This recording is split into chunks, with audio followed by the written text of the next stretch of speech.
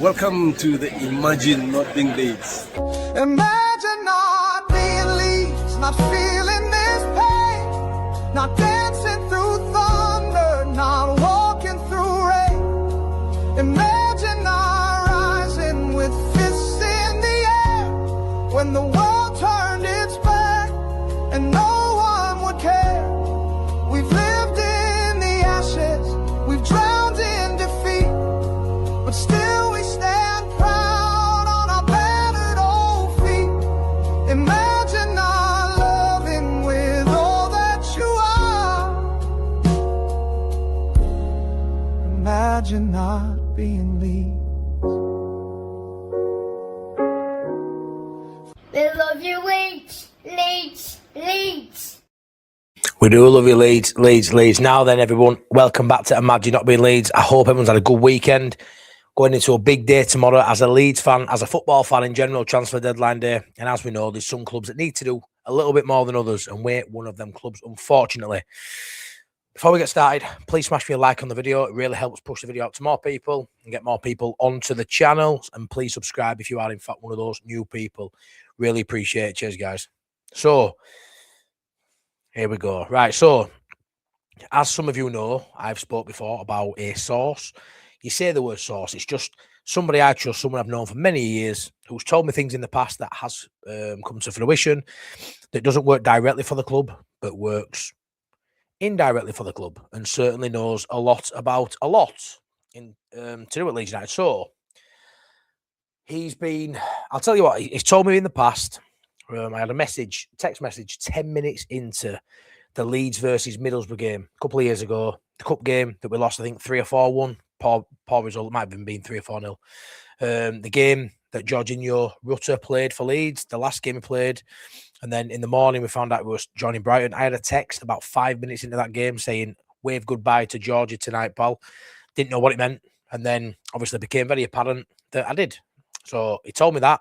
I also knew about 48 hours before Joel Pirro signed that we were going to be signing him within the next couple of days. But obviously at that time, I didn't have a channel. And whether I'd shared it or not, I don't know.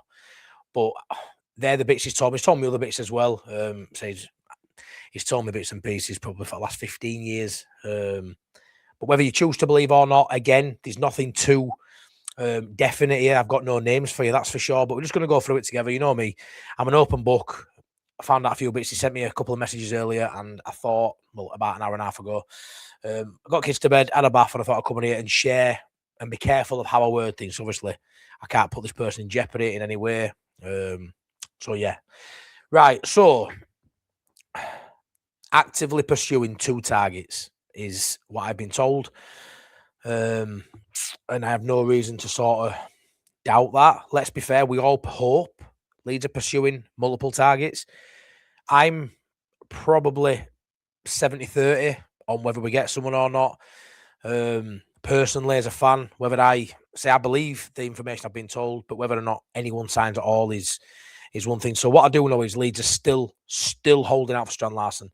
He told me, like I said, about an hour and a half ago that the news would come out about Mateta potentially hitting the rocks again with his move to Milan. So messaged me about that, and then we started speaking, and he led on to other things. So because the Mateta deal may not go through, Palace haven't actually put any money down on the table yet for Strand Larsen.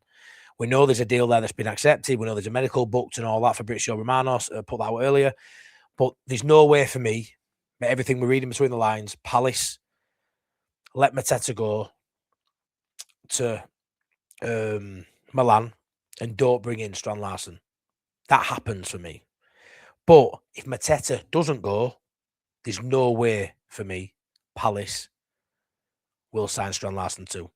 So you're getting a deadline day now where I think, don't get me wrong, things can happen fairly quick, but it tends to take a while, and then you get deal sheets out and stuff. So let's be fair, if Mateta doesn't join Milan, if that falls flat tomorrow, which maybe it does through the course of the night, maybe it's hit the rocks and maybe that doesn't happen, there's a likelihood that Mateta stays at Palace. And if that happens, do Wolves dig their heels in and take Strand Larsen down to the Championship with them and worry about that in the summer? Or have Leeds played the perfect waiting game, and the deal that Leeds put on the table of in and around 40 million quid comes to fruition and Leeds get their man on deadline day? So that's one possibility. That could happen. And Leeds want that to happen. Right? Secondly, and I've been told that a left back or a centre back, a defensive option, isn't on the cards. Gabby Goodmanson came back early from his injury. BOMBSHELL isn't expected to be out too long, a few more games. And obviously they've got Bornow in there to cover centre half, and they're very happy with James Justin at left back. Very happy with James Justin at left back. So that may disappoint people because I've put left back as a priority for me. And it's only left back cover, but decent left back cover and someone who can push Gabby Goodmanson. That is a risk, not bringing anyone in. Again, subject to change. If an opportunity becomes apparent at any point on deadline day, Leeds will explore it, which, again, they're leaving it very late to explore any new sort of possibilities. So there'll be a list, there'll be targets, maybe they've spoke to a few. But by the sounds of it, left back isn't somewhere Leeds have anyone sort of lined up as of right now, as of today, as of last night specifically, with the game being at Ellen Road. So that's a shame if that doesn't happen. Daniel Farke's conversation after the game with the journalist, speaking about goalkeeper, quite scathing as well, saying the board know his thoughts. I think when Farke sort of says that to the press, he's not, he doesn't all about the punches really, and it's quite evident that Leeds have struggled with goalkeepers under Farke. Back Melier, Perry's coming for a lot of money, not really cut the mustard, and now Darlow is getting a lot of scrutiny for that mistake in particular against Arsenal yesterday. Not a lot more than I think he should have, but looking at the comments online, so many people asking for Melier to come back in, which I find mental. Absolute mental. I saw so many comments yesterday saying give Melier a go, and that's not for me at all. I would still stick with Darlow. I don't expect us to get a keeper signed tomorrow. That's not really been spoken about anywhere. Graham Smith or any of the sort of rumours at any point in the last few weeks. I just don't see him going for a keeper. Maybe if that mistake would have happened a few weeks ago or even days ago, maybe it would have thrown up the chance of getting one. But you've just seen Ortega go to Forest today, which has floored me a little bit for 500 grand till end of season. Ortega, great goalkeeper. I think third choice, maybe fourth choice for City. They've let him go to Forest, the relegation rival again. He would have come in and done a sound job. He's a great keeper. He's Ortega. So I'm gutted that we haven't done that. And that makes me think that Leeds aren't pursuing a keeper. Don't get me wrong. Forest will have put the groundwork in maybe in the days leading up to yesterday. But the fact that Ortega's been available and Leeds haven't explored that blows my mind, because he could have come straight in and been our number one to the end of the season. Then you reassess, don't you? But there is an opportunity potentially of bringing in a goalkeeper. Farke clearly isn't happy with the goalkeeping options. Maybe somewhere in Europe there's a keeper out there, that Leeds look at and see value in, and maybe bring someone in tomorrow. That's not out of the realms of possibility. That isn't out of the question for sure. But personally, I don't think it's going to be a goalkeeper. I think when you look at the situation up front, that is the only position I sort of look at and think there's any value in bringing someone in personally. They want Strand Larsen, yes. Really, they only want Strand Larsen. There's been conversation about Amora.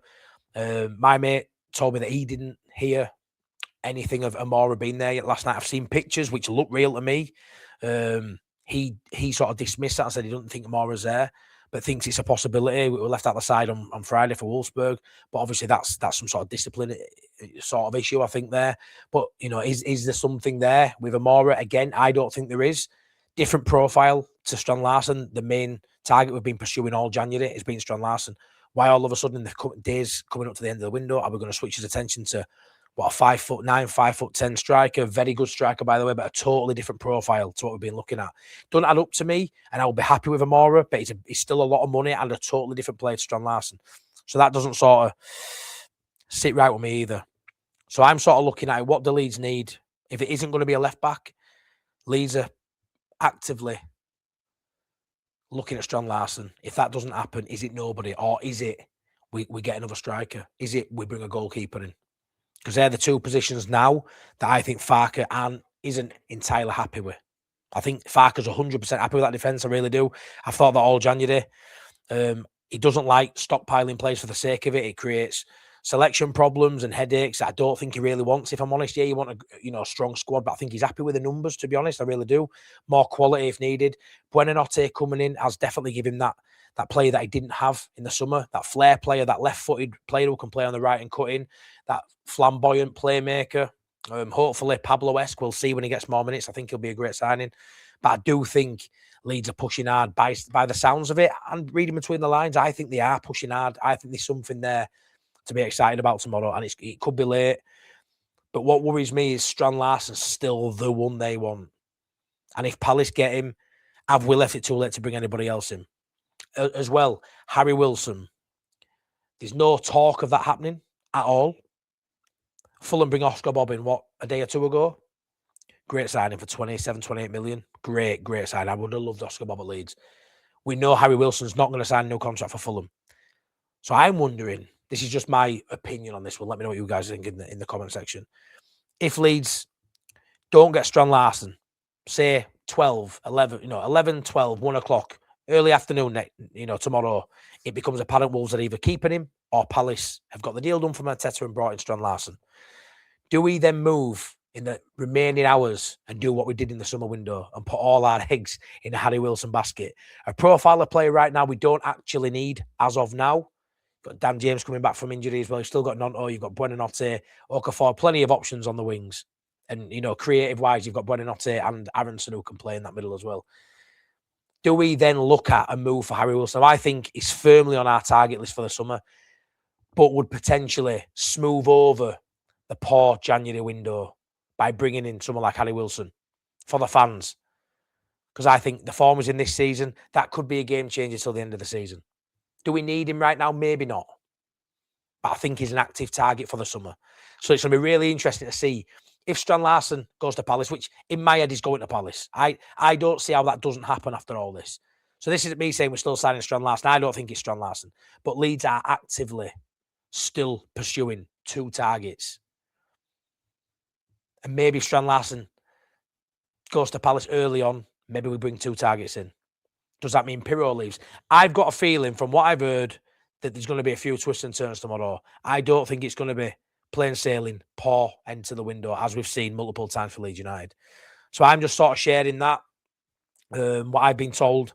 It could be a bit of a busy day tomorrow in the window, which will be poor for me because I'm working. I've got son's football training, but I will be doing a live tomorrow night after the window closes. We'll go live tomorrow, whether it's 8, 9, 10 o'clock, whatever time tomorrow. We'll have a couple of hours and we'll have a natter and we'll either be in a really good mood or we'll be in a really shit mood. But I've just got a feeling it's not going to be a dud of a day from what I'm hearing. And it's going to be really interesting to see if we do bring anybody in, who it is. But yeah, expect a busy day tomorrow. That's what I'm expecting. But I'm still 70-30 in a signing someone. I still think it's 70% no. 30% we may just pull one out at the last minute. But let me know what you think. Yeah, maybe not too much in there for you, but just sharing a little bit of info I know from someone really credible, who I know personally, who I can't speak about because I don't want to get him in bother. But it's a man. That's all I'll tell you. And it's a mate of mine I've known for about 20 years. But yeah, let me know what you think. What percentage are you guys that we actually bring anybody in? Are you of the opinion it's a non-goer? I mean, I'm 90% sure it's not Strand Larsen for sure now.